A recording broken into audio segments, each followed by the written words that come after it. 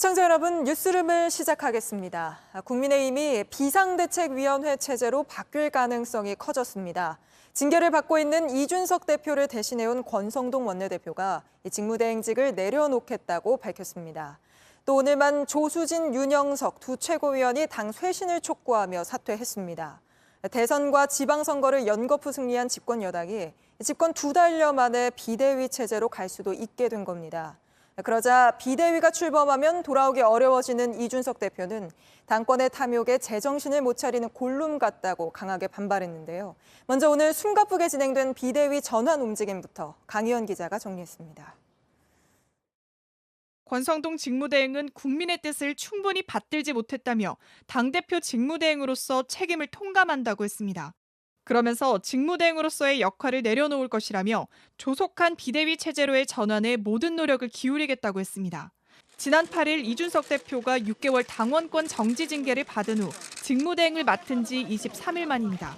그동안 권 직무대행은 자신이 추천해 대통령실에 채용된 구급 행정요원을 두둔하다 문매를 맞았고 윤석열 대통령의 이른바 내부 총지 문자가 유출되게 하는 등 여러 논란을 키웠습니다. 이 때문에 당내에선 비대위 체제를 요구하는 목소리가 점점 커져왔습니다. 먼저 지난 29일 배현진 최고위원이 최고위원직에서 사퇴한 데 이어 오늘 조수진, 윤영석 최고위원이 직을 내려놓았고 비대위 전환에 대한 압박은 극에 달했습니다. 국정에 무한 책임을 지는 여당의 지도체제 전환은 이견 없이 신속하게 이루어져야 합니다만 제 역량이 부족했습니다.